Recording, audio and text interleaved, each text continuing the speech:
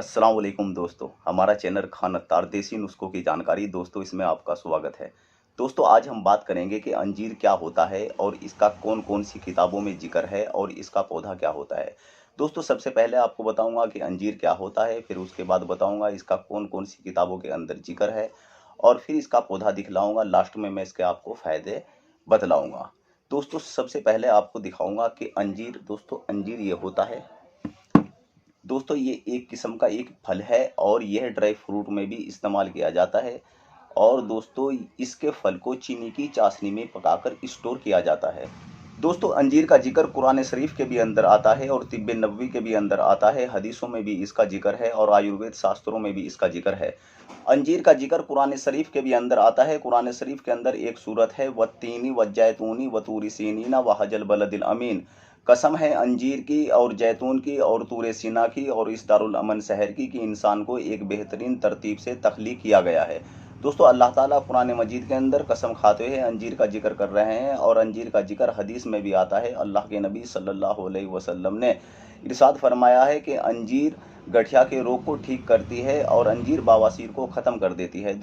अंजीर का जिक्र आयुर्वेद शास्त्रों में भी आता है। आयुर्वेद के महान शास्त्र चरक संहिता में भी इसका उल्लेख है और महर्षि चरक लिखते हैं कि फल्गु यानी कि अंजीर शरीर को तृप्त करता है, मांस को बढ़ाने वाला है, गुरुपागी है, शीतवीर्य है, विष्टम्भी है।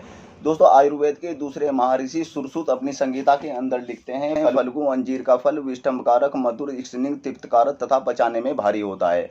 दोस्तों आयुर्वेद के अंदर इसके गुण और इसके दोष दोनों लिखे हुए हैं। यानी कि अंजीर का जो फल है वो ताकतवर होता है लेकिन पचाने में थोड़ा भारी होता है और यह अगर खालिश खाया जाए तो ये कब्ज भी करता है। दोस्तों आयुर्वेद में इसका इस तरीके से उल्लेख है और आपको मैं इसका पौधा दिखलाऊंगा, इसका पौधा कैसा है और फिर मैं आपको बतलाऊंगा तिब्बे यूनान में इसको क्या कहा गया है। दोस्तों यह अंजीर की वो प्रजाति है जो मैंने आपको बताया था, जो जंगल में खुदरू पैदा होती है यानी प्राकृतिक रूप से पैदा होती है और इस पर भी अंजीर जैसे ही फल आते हैं। और इसके फल पहले हरे होते हैं और हरे होने के बाद फिर पक जाते हैं और पकने के बाद जब इनको तोड़कर देखा जाता है तो ये भी लाल रंग के निकलते हैं। और इसका पौधा 1 मीटर से 3.5 मीटर तक ऊंचा हो जाता है और इसके फल खाने में खट्टे और मीठे लगते हैं। गुण इसमें भी अंजीर जैसे ही होते हैं। दोस्तों इसका दूसरा पौधा और दिखलाऊंगा। दोस्तों वो पौधा इसका छोटा था और ये पौधा इसका बड़ा है और इसका पौधा देखिए 1 मीटर से 3.5 मीटर तक ऊंचा हो जाता है और इस पर भी अंजीर आ रहे हैं और अंजीर जैसी इनकी शक्ल है। जब इनको फोड़ा जाता है और इनके अंदर से फल लाल रंग के निकलते हैं। दोस्तों इसका भी टेस्ट बड़ा अच्छा खट्टा और मीठा होता है। सो दोस्तों ये था जंगली अंजीर। दोस्तों जंगली अंजीर का पौधा नदियों और नहरों के किनारों पर पाया जाता है। ये ज़्यादातर बड़े जंगलों में भी पाया जाता है। दोस्तों इसको लोग देहाती भाषा में कैमरी भी बोलते हैं। सो दोस्तों ये थी जंगली अंजीर की जानकारी और आपको अगली जानकारी दूंगा जो अंजीर उगाया जाता है यानी कि जो काश्त किया जाता है वो कैसा होता है और फिर मैं आपको इसके गुण और फायदे बतलाऊँगा। दोस्तों यह अंजीर वो होता है जो काश्त किया जाता है यानी कि जो उगाया जाता है और इसका पौधा 1 मीटर से 3 मीटर तक ऊंचा हो जाता है और इस पर फल मार्च और अप्रैल और मई के महीने में आते हैं और यही अंजीर वो होता है जो स्टोर किया जाता है। दोस्तों तिब्बे यूनान के बहुत बड़े मशहूर हकीम हुए हैं हकीम जालिनूस, जिनके नाम से आज भी मार्केट के अंदर कुछ नुस्खे प्रचलित हैं जैसे हब्बे जालिनूस और जुवारिस जालिनूस। जालिनूस का कहना है यदि अंजीर को नहर मुँह खाया जाए तो इसके अजीब ही फायदे हैं। ये आंतों के बंद को खोलती है, पेट से हवा को निकालती है और मुखरिज बलगम है यानी कि नमकीन बलगम को यह पतला करके बाहर निकाल देती है। दोस्तों जालिनूस का ये भी कहना है यदि अंजीर के साथ बादाम को शामिल कर लिया जाए तो इसकी ताकत और ज़्यादा हो जाती है और यह सेहत के लिए बहुत अच्छी है और हमारे मैदे के लिए बहुत ताकतवर होती है। दोस्तों यह है जालिनूस का कहना। दोस्तों सही जानकारी वही होती है जिसका प्रमाण मूल ग्रंथों से मिलता हो यानी कि किताबों से मिलता हो। दोस्तों जानकारी वही होती है जो प्रमाणित होती है। दोस्तों अंजीर का जिक्र कुरान शरीफ में भी है, हदीसों में भी है, आयुर्वेद शास्त्रों में भी है और तिब्बे यूनान में भी है। दोस्तों अंजीर को चारों जगह जब पढ़ा जाता है समझ में बात ये आती है कि अंजीर को हर जगह बहुत ताकतवर माना गया है।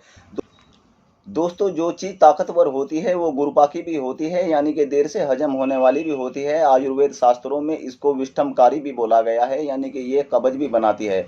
जाहिर सी बात है, जो चीज़ ताकत देती है वो देर से हजम होती है। दोस्तों मेरा मशवरा ये है, यदि आप अंजीर को बवासीर के रोग में खाना चाहते हैं तो अंजीर के साथ मुनक्का भी शामिल किया जाए, जैसे 3 दाने अंजीर के और उसके साथ 10-15 दाने मुनक्के के। दोस्तों यदि अंजीर को आप सेहत के लिए खाना चाहते हैं तो 3-4 दाने अंजीर के और इसके साथ 3-4 दाने बादाम की गिरी के भी लेने चाहिए। दोस्तों यदि आप इसको गठिया बाई की बीमारी में खाना चाहते हैं, यानी कि वात रोग की बीमारी में खाना चाहते हैं, तो मेरा मशवरा यह है कि इसके साथ जैतून का तेल भी शामिल किया जाए।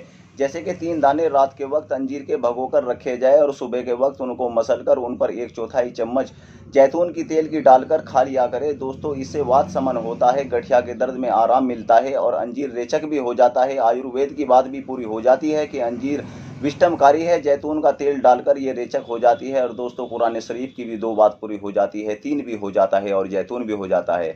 दोस्तों ये जानकारी थी अंजीर की, जो मैंने आपको आयुर्वेद शास्त्रों और कुरान मजीद और हदीसों से साबित करके दी। दोस्तों ऐसी जानकारी मैं आपके लिए लाता रहूँगा। दोस्तों हमारे चैनल को सब्सक्राइब कीजिएगा और वीडियो को शेयर कीजिएगा और खुदा हाफिज।